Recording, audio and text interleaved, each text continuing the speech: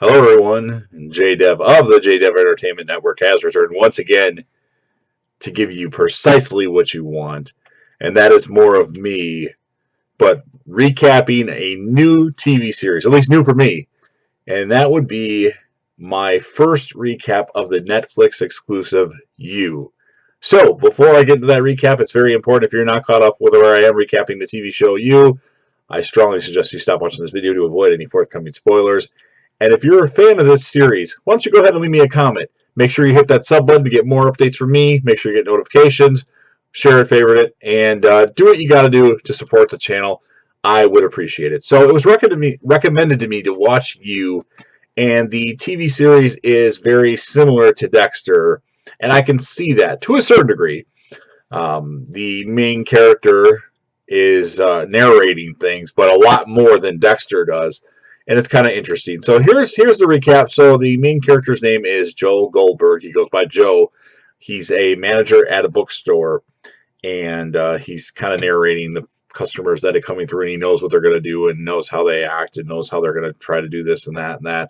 He sees a female in the bookstore, and she asks him a question eventually about this book. She eventually goes to buy it and pays with a credit card.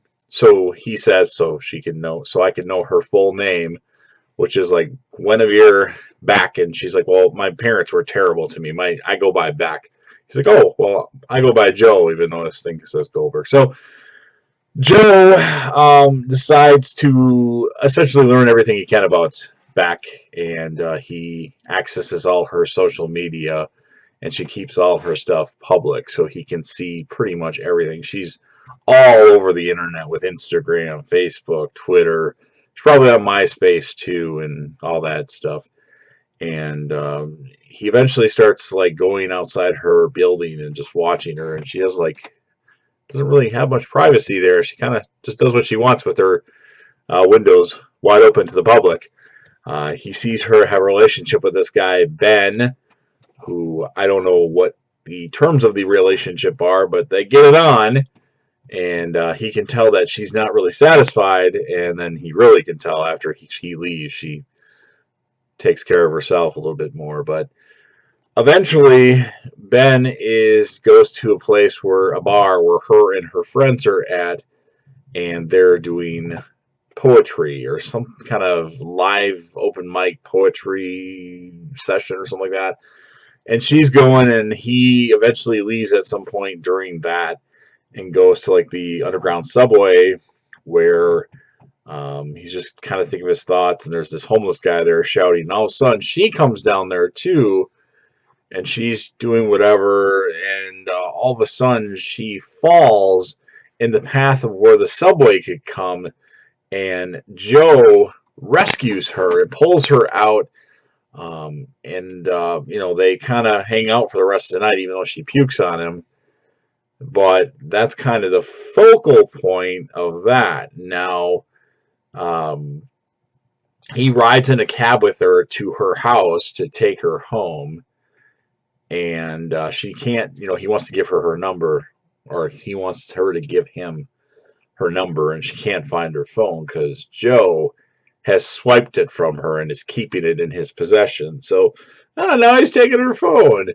And as he drops her off, the love interest for Beck, Ben, is outside, and she's like, "Oh my God, he saved my life, literally." And he's a little mad, but he gets her email address to communicate with her via email, and it's kind of the start of the story. Well, anyway, he finds more and more and more and more about her, and then they eventually he decides that Ben is in the way, so he finds more out about him and talks to him through Twitter, I think, pretending to be some kind of company that's interested in this guy's business, and clocks him over the head with a mallet from the library or the bookstore that he works at, like the basement that has like a soundproof room, and keeps him in there to learn more about him and learn more about Beck. And that's kind of the episode. It's interesting. I'm intrigued. I'm very intrigued by it. He also has like a neighbor kid that gets advice from and stuff like that. So, I mean, for the very first episode of the series, I'm going to give this one a 7 point. I'll give it a 7.0. It wasn't bad. I mean, not a lot happened, but it's interesting. It's intriguing. It does remind me a little bit of Dexter. I don't know much about the character yet, though. So I'm not sure if he's a murderer or if he's just obsessed with this chick. I'm not sure, but we shall find out. So, I mean, if you're just listening to this video because you listened to all the videos I have, check it out. It's not bad. I think the first episode was very watchable. And we'll see what happens. I might have missed some stuff because I watched an episode and a half, and I'm trying to remember what precisely happened in the first episode versus the first parts of the second episode. So I apologize if I left something out, but I'll include it in the next recap I'll do. And of course, I'll be back again soon with another. And this is J Dev from the J Dev Entertainment Network saying peace.